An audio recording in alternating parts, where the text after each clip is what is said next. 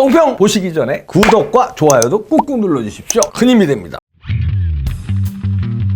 네, 윤석열 대통령이 대법원장 후보자의 조희대 전 대법관을 지명했습니다. 조희대 57년생으로 만 66세인데요. 사법연수원 13기. 원칙론자로 정평이 나 있고요. 법과 원칙이 바로선 합리적이고 공정한 판단력을 그동안 보여왔다는 게 법조계의 판단입니다. 제가 여기저기 전화를 걸어봤거든요. 그랬더니 아유 천만다행이다. 이분이 되길 천만다행이다. 이런 소리를 정혁진 변호사도 하고요. 또 다른 변호사들도 법조인들도 하더라고요. 왜 천만다행이라고 하냐면요. 박찬정 변호사님도 걱정했는데 김형두 헌법재판관을 이 대법원장이 임명한다는 소리 며칠 전서부터 나돌았어요. 그러니까 이제 큰일 났다 이러고 전부 걱정했거든요. 왜냐하면 김형두 헌법재판관은 이 사람은 똑똑한 김명수다 이렇게 해야 큰일 나는 거죠. 그 소리만 들어도 김명수는 멍청한 문제인식이잖아요. 고집스럽고 그냥 좌파 일색으로 그냥 밀어붙이는 그 아주 그냥 알박기 다 해놓고 끝까지 그냥 시침이 쪽 대고 거짓말하면서. 그런데 김형두는 똑똑한 김명수라니까 더 큰일 난다는 거죠. 그래서 상당히 그 걱정을 많이 했는데 윤석열 대통령이 아주 이제 대법원장 지명 또 하면은 또 퇴짜 놓을까봐 야당이 좋아하는 사람으로 하려고 그랬다 이런 후문도 나오더라고요. 큰일 날 얘기죠. 야당이 좋아한다고 덥석덥석 대법원장 아무나 갖다 앉히면요. 아유 김명수 6년 체제에 대한민국의 사법 체제가 어떻게 됐습니까? 그런데 그래도 윤석열 대통령이 이제 듣는 귀가 있고 나중에는 바꿨습니다. 그래서 김형두를 제치고 조희대 대법원장 후보자로 이제 대법원장을 지명했는데요. 아유 가슴 쓸어내린다 그래요. 전부 큰일 날 뻔했다. 이제 그 신문 방송에서는 이렇게 기사가 안 났는데 법조계에서는 난리가 났었대요. 김형두가 되면 이제 큰일 났다고 대통령실도 시끄러워 여기저기서 압력도 많이 들어갔나 봐요. 왜 아니겠습니까? 이 사람 되면 나라 망한다. 왜 자라보고 놀러 가서 소뚜껑 보고 놀란다고. 김명수 6년 동안에 얼마나 지금 이런데 또 비슷한 사람을 갖다 꽂느냐 이러고 난리가 났는데 역시 윤석열 대통령은 고집 부리고 이런 스타일이 아니에요. 그냥 뚝심은 이때 딱 들어서 아니다 싶으면 이렇게 또 바꾸시네요. 그래서 조희대를 지명했습니다. 잘 한 거랬는데 우선 그냥 장점으로만 보면은 대법관을 지냈는데 대법관 퇴임하면은요 돈방석에 안 씁니다. 일반 부장판사만 하고 로펌 같은 데 가면 돈방석에 앉는데 법원장이면 더 돈방석에 앉고 대법관이면요 이거 끝나는 거예요. 그런데 로펌이나 이런 데 안 가고 성균관대 대학원에서 석좌 교수로 이렇게 후진 양성에만 힘쓴 거. 그러니까 교수 봉급만 받은 거죠. 이런 분이 훌륭한 분이죠. 돈방석을 애써 외면하고. 그러니까 이제 이렇게 대법원장에도 지명이 되는데 경북고등학교 서울법대를 나왔는데요.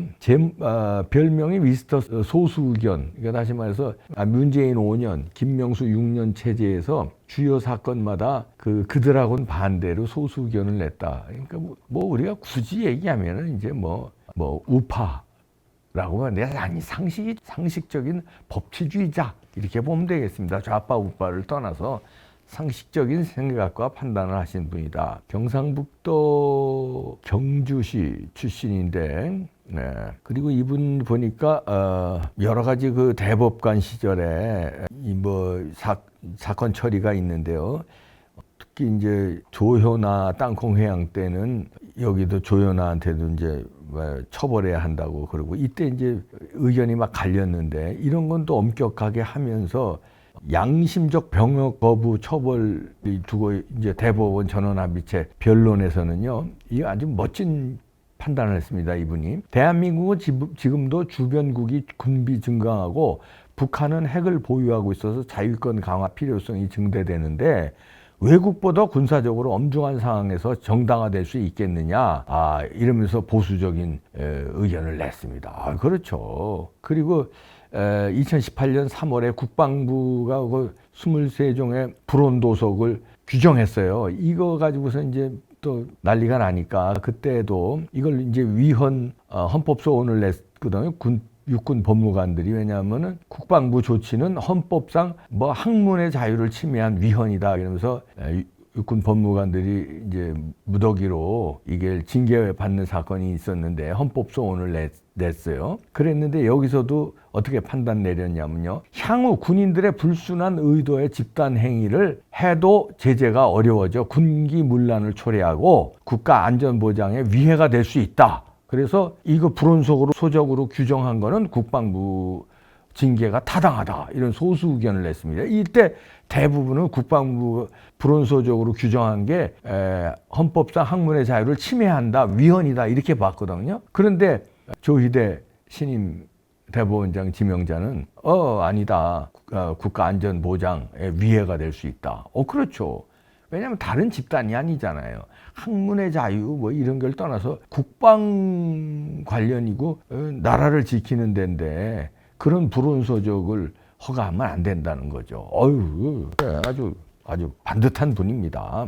그리고 박근혜 대통령 그 1차 상고심 판결에서도요. 이때도 이제 소수 의견을 냈는데 이때 이제 그 박 대통령의 그 뇌물 사건으로 이제 다른 사람들을 봤잖아요. 이제 최서원 씨하고 경제 공동체다 뭐 이래가지고. 그런데 여기에 대해서도 박근혜 대통령이 개인적으로 얻은 뇌물 수익이 있어야 되는데 본인은 직접 뇌물을 받지 않고 뇌물이라는 그 말이죠. 말이 최서원, 정유라 모녀에게 귀속됐는데 이거를 뭐 뇌물로 현출되었다고 볼 수 없기 때문에 뇌물죄 성립이 안 된다. 이렇게 주장했습니다. 반듯한 주장이죠. 그리고 그 말을 그 삼성에서 빌려준 거에 관련해서도 이재용 관련 승계 관련 이슈가 있었다고 인정할 수 없고 그 말 관련해서도 이재용도 승계 관련에 이슈가 안 된다고 본 거예요. 그리고선 정유라에게 말을 임시로 위탁해서 관리하도록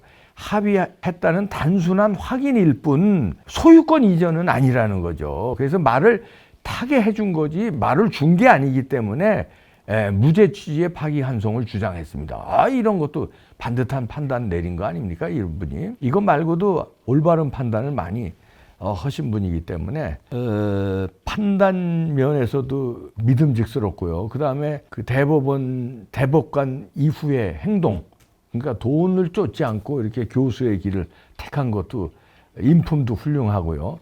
그러니까 판단, 인품 다 경력 다 갖춘 대법원장감이다.